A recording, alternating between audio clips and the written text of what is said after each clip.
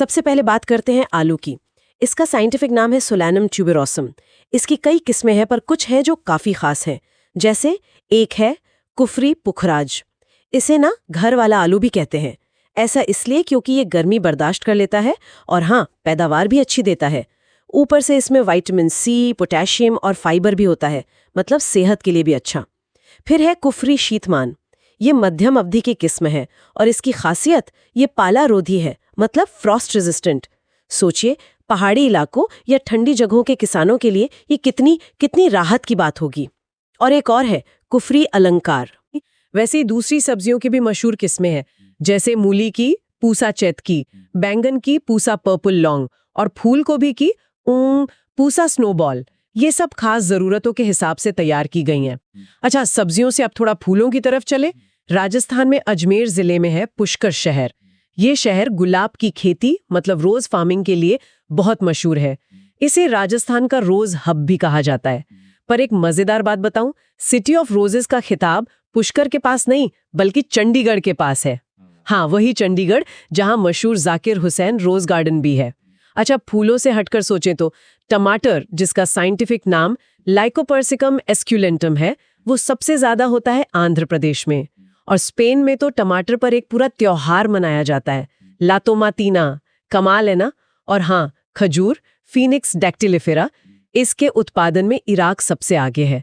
और गुलदाउदी यानी क्रिजैंथेमम, वो जापान का राष्ट्रीय फूल है। देखिए कैसे खेती और संस्कृति आपस में जुड़ी हुई हैं। चलिए, फसल उगा ली, फूल भी देख लिए, पर पौधों को कीड़ों से बचाना भी तो एक बड़ा काम है। यहीं पर काम आते हैं इंसेक्टिसाइड्स, मतलब कीटनाशक। इनमें खास तरह के होते हैं सिस्टेमिक इंसेक्टिसाइड्स, जैसे कि डाइमिथोएट। ये बड़े कमाल के होते हैं। पौधा इन्हें सोख लेता है और ये दवा पौधे के अंदर उसकी टिश्यूज में फैल जाती है। अब अगर कोई कीड़ा पौधे का रस चूसने की कोशिश करेगा तो वो भी गया काम से। ये एक तरह से पौधे के लिए अंदरूनी सुरक्षा कवच जैसा है। और भी प्रकार हैं, जैसे स्टमक पॉइजन, उदाहरण के लिए मैलाथायोन। ये कीड़े के पेट में जाकर असर करते हैं। फिर है कॉन्टैक्ट पॉइजन, जैसे पायरेथ्रियम। ये छूने भर से मार देते हैं।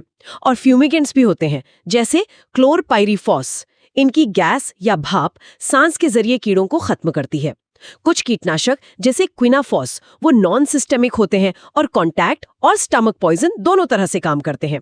मतलब कीड़ों को हर तरफ से घेरने की तैयारी।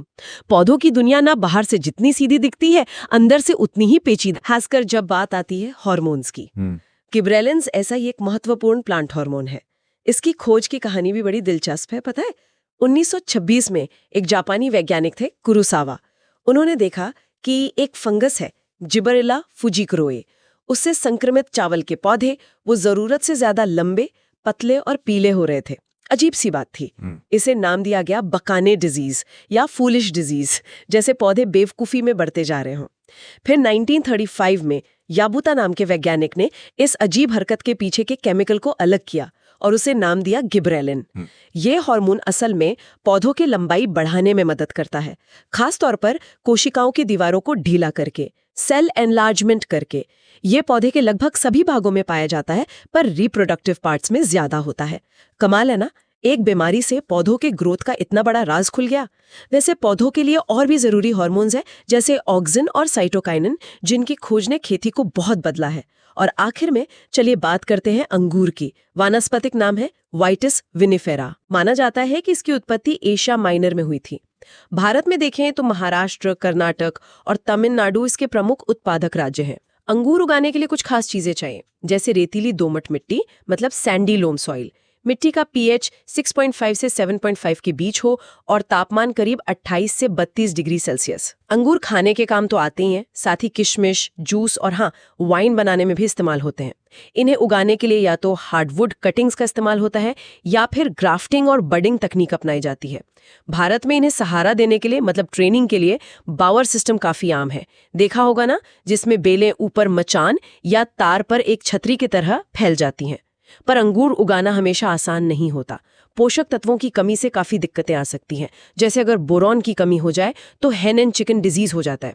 इसमें क्या होता है कि गुच्छे में कुछ दाने तो मुर्गी जितने बड़े हो जाते हैं और कुछ बेचारे चूजे जितने छोटे रह जाते हैं। 200+ agriculture exam papers with key points and full explanations length. 29 rupees for the full set.